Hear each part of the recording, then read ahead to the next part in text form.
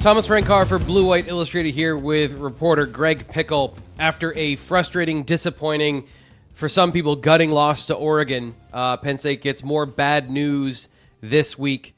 Linebacker Tony Rojas suffers a long-term injury and is out for the foreseeable future. As always with these situations, we don't have many of the details. Penn State football very tight-lipped about injury specifics and timelines and things like that, but we can say that he is out with a long-term injury, so we're here to talk about that. Greg, welcome. Not exactly what Penn State fans want to be talking about with breaking news, but I guess what's your initial thoughts and reactions to the situation?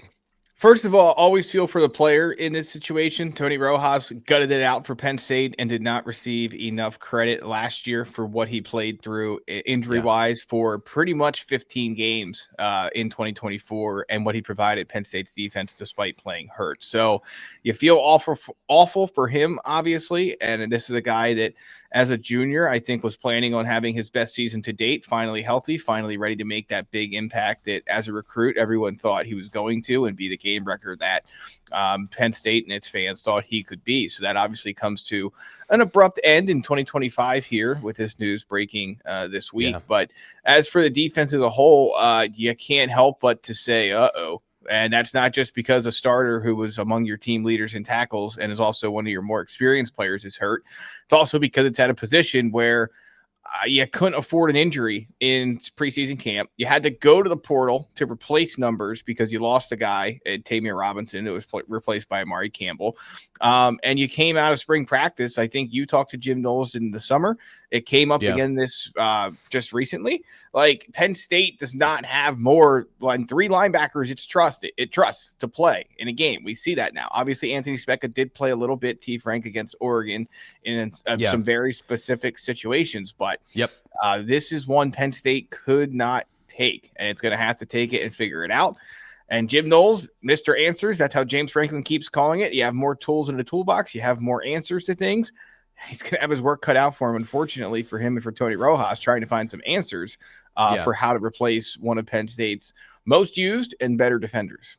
Yeah, and you mentioned that. I just want to highlight this. It was pretty clear that there was a separation between Tony Rojas and Amare Campbell and the rest of the Penn State depth chart, even in the non-conference when Dom DeLuca was on the field. And a guy, by the way, they trust and like, but there was clearly these are the two guys we're playing, and then we'll put DeLuca in, to spell them occasionally. But in the biggest game of the year, he got 17 total snaps, and again, he was on the same goal line packages as Anthony Specka. I think there were 2 drives total where he subbed in for Campbell or Rojas. So in the biggest and one games, was because Tony Rojas was hurt, right? I mean, let's not forget that context came off the field banged up. Yeah. So this is something where in the biggest games, they clearly trust those two, and that's it to be on the field. And now Dom DeLuca immediately is going to be the starting will linebacker. I don't see any other way around this, which creates a cascade of depth questions and issues at both positions because he was the primary backup at both positions. So, I've got my thoughts about the situation here of next steps for Penn State. What are the next steps? What are the immediate triage of this as far as you see it with that particular conversation of now how do they fill in and how do they find the next lineup? Yeah, I mean, at least you play a 4-2-5, right? So I think you probably see a little bit more of Lane. I think you could obviously move Wheatley around to put him in some more advantageous spots closer to the line of scrimmage. But it's not going to be easy. I don't know how else to say it. Like, I don't want to sit here and say, oh, the season's over, doom and gloom, this defense is done. But this was, again, a spot we've talked about for a long time where you had no proven depth and you did not develop any over the first 3 weeks and 4 weeks and 5 weeks of the season. And so, in terms of that position group itself, you're going to try with, hope to get more out of Keon Wiley, but his snap count has plummeted clearly over the course of the first month of the season. You've seen Specka play some, and they love Alex Tash, so maybe they turn to him first. But I think I'll be very interested to see where you're at with this, but no matter how you do it, whether it's moving some secondary pieces around or whether it's elevating some linebackers, I think to the way Jim Knowles described it during the bye week when talking about Alex Tash and saying that they felt like he was a guy worth investing in, whether it's practice reps, whether it's game reps, whatever it might be.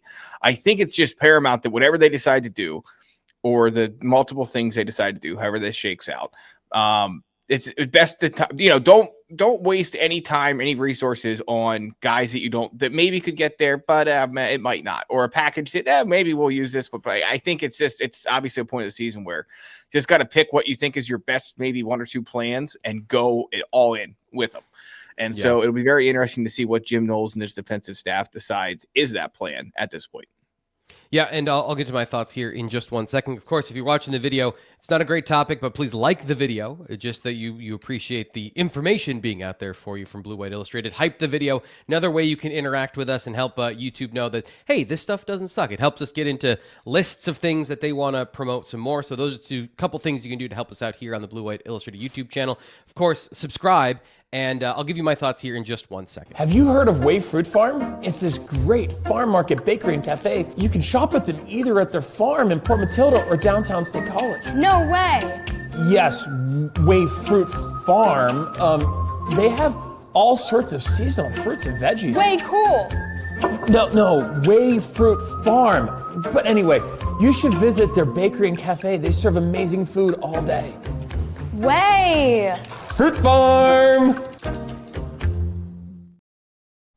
So I think you made a great point talking about Alex Tash, and that's where I was going to go with this as well. If they're talking about players that they have identified as guys who could help them at some point this year, but Jim Knowles even said for a freshman, like, is he going to be able to help us this year? It was a very unknown in his mind. Now there's no question about whether it can or can't happen. It probably has to happen at this point, which again, like, is not to say like you got to skip Keon Wiley, but as you pointed out, the light needs to come on. There is no more time for us to say working on it, getting it ready to go. The light has to come on.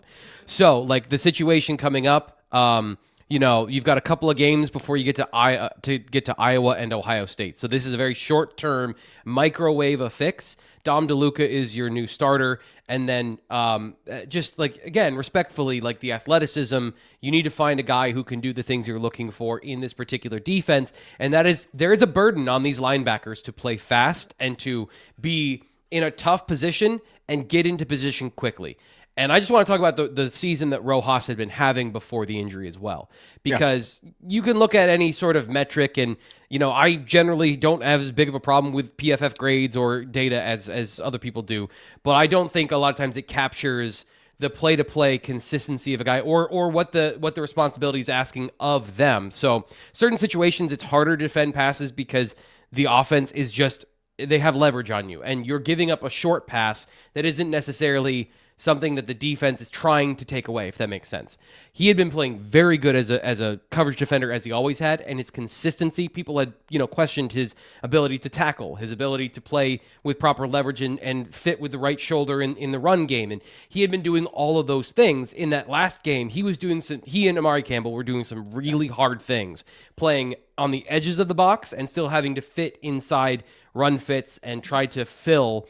So they're trying to deny certain things in the passing game and then take away the run as if they were lined up in their gap. It's just so much harder to do. So that's going to be what they're trying to replace of what Rojas was doing, and I thought was getting better and better and better at. James Franklin talked about playing with a new level of explosiveness.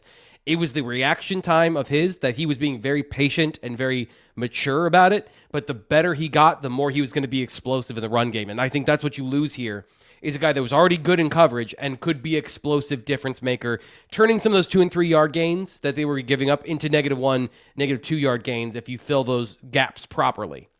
So that's the problem, I think, that you talk about with Alex Tash, is now you're asking a freshman to do that. He may have the physical abilities, but now we're talking about a freshman to have the mental maturity to be disciplined and to not overrun some of these plays, because we're talking primarily about, I think in this situation, Greg, is trying to find another will linebacker, because Dom DeLuca can still back up Amare Campbell at that mic, but you need to find somebody else who has the long-term ability to give you maybe some of the athleticism and size and all those things you're looking for at that will position.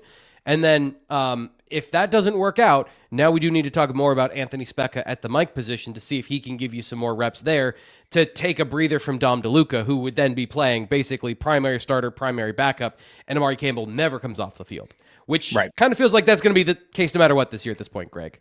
Yeah, unfortunately, I think you're right. And I think that the situation now is going to be, obviously, Jim Knowles and Dan Connor had got to a point this year through 4 weeks where, and certainly the first 3, where they were like, hey, if these guys, we don't think they can do it, we're not putting them on the field, I don't think you have that luxury anymore. So again, it comes down to which one or two do you feel like maybe can do it with more game experience, with more practice reps invested, things like that. And you just got to pick them, roll with it. And I hate to say just hope for the best, but it's October, the fifth week of the season, or sixth week of the season, fifth game is on the horizon. If you're Penn State at this point, you just don't have the luxury of time on your side. You're already through your first bye week. I'm sure some of those guys got reps during the bye week that mean more to them and their development than we realize on the outside looking in. But I just think that, it hurts Penn State. Obviously, it hurts for Tony Rojas. And again, Jim Knowles was brought here to answer questions. And the questions he was meant to answer were how does Penn State get the kind of stops that is eluded it in big games before?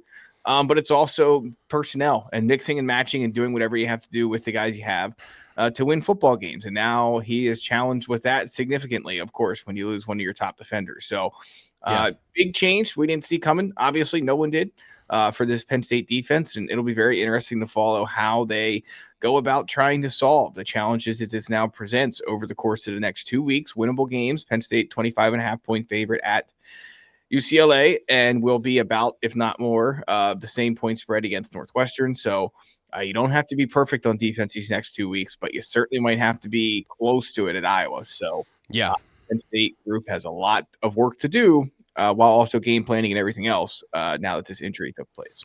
Yeah, and that second bye week at the end of October does loom pretty large in this context where, even if you survive in Iowa and it looks ugly, you at least have another week to figure these things out, take a deep breath and say, okay, how can we re-engineer some of these things in that bye week before you face Ohio State on November 1st. But absolutely, the point is you cannot drop any of these games because you have that matchup with Ohio State going and you lost to Oregon. So Penn State in losing a very important piece of the defense feels precarious, but of course, we don't know how all this is going to unfold after this point, but we do know this news. Tony Rojas suffers a long-term injury, and we'll be following the fallout implications of all that. We'll get you the quotes and conversation about that from Penn State's coaches, from James Franklin, from the players, everyone involved as we go through the next couple of days and, of course, the next couple of weeks here on the Blue White Illustrated YouTube channel and at bluewhiteillustrated.com. If you want to join us, this is going to come up here on the video in just 1 second, but, of course, you can sign up right now for $1